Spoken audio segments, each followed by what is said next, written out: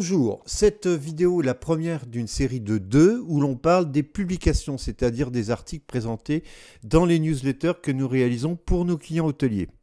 Alors on fait ce job depuis un peu plus de 10 ans.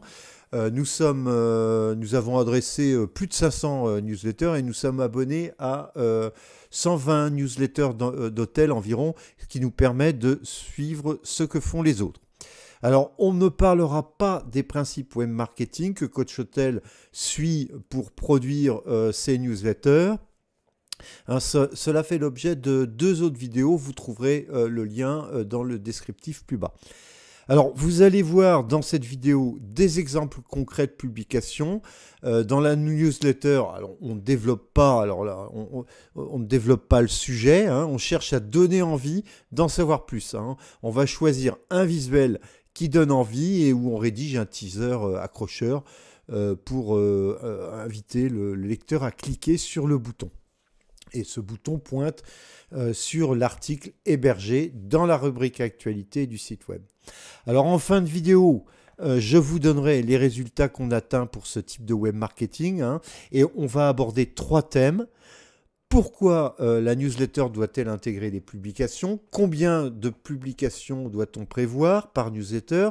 Et quels sont les différents sujets de publication? Alors, il faut se mettre à la place du client. Hein. Supposons par exemple que j'habite à Londres et que je vienne occasionnellement à Paris.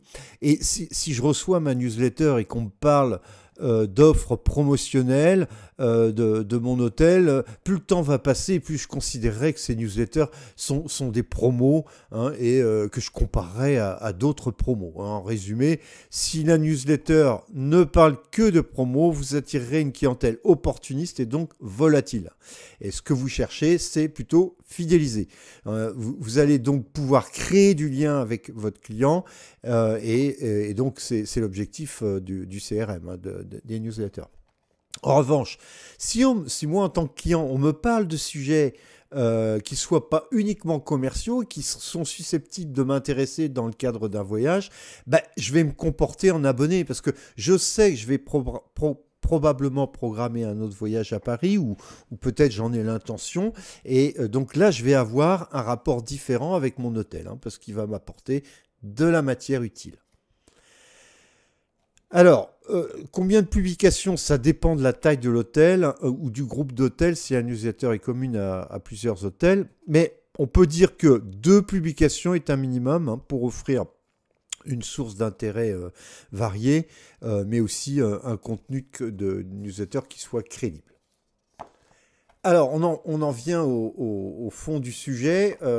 J'ai classé les sujets de publication en 6 familles. Hein. On va voir dans cette première vidéo uniquement la première famille d'articles avec 2 exemples concrets.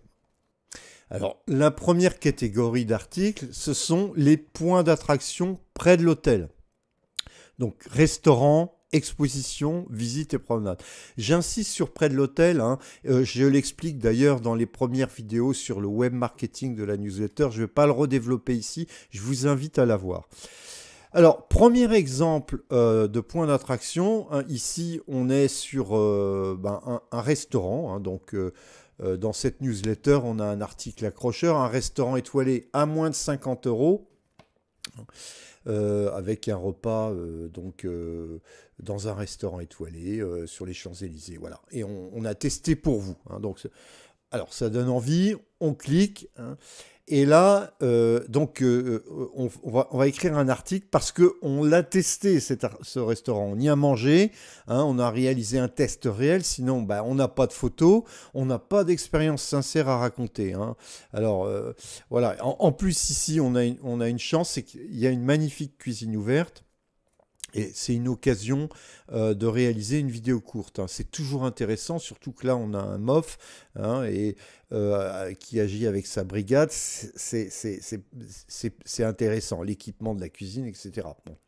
Voilà, on photographie, donc si on poursuit l'article, on photographie la salle, les plats, on fait des commentaires sur ces plats, et puis on présente hein, en fin d'article la note. Hein, voilà, et puis avant de conclure, on fait une preuve de notre passage. Alors, deuxième exemple, un parcours dans le Marais avec nos spots préférés. Alors, ce n'est pas obligatoire, mais forcément, si vous avez une vidéo dans votre newsletter et donc dans votre article, ça fera plus de clics, hein. Vous voyez le comportement des voyageurs dans le métro. Ils consomment vraiment de l'image, hein. Alors, une vidéo comme celle-ci, c'est une trentaine de rushs, hein. On monte cela avec un logiciel pro, hein. On injecte une musique originale parce que pour le calage audio-vidéo, c'est plus facile. On n'a pas le sujet des droits d'auteur. Alors pour les promenades, on fournit un plan, hein, et avec un mobile, si on clique sur le plan, bah, il s'affiche dans Google Maps. C'est pratique, hein.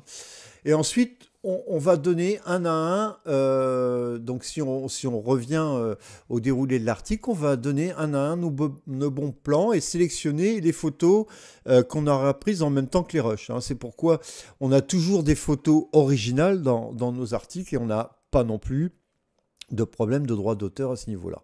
On va faire un travail de sélection, hein, sur les photos pour présenter des visuels qui donnent envie, hein. Donc on passe environ 30 à 40% du temps sur les médias, 30% sur la rédaction et 20% sur la mise en forme de l'optimisation digitale, hein. Et un peu moins 10% du temps sur la recherche des nouveaux sujets. Voilà, donc j'en ai fini pour ce premier type d'article. Et en conclusion, ce que je voudrais dire, c'est que intégrer des publications variées dans vos newsletters, ça vous permet de fidéliser une clientèle de qualité, hein, au-delà des simples offres promotionnelles, et en mettant en avant des sujets qui captivent vos lecteurs, comme des expériences culinaires, des parcours, promenades, ben vous créez un lien fort avec eux, hein. Et pour maximiser l'engagement, c'est vraiment essentiel de soigner le contenu visuel et d'optimiser la présentation. Et je vous invite à découvrir la deuxième vidéo pour explorer d'autres types de publications et vous découvrir les résultats concrets que nous obtenons. Voilà, je vous remercie beaucoup. À bientôt.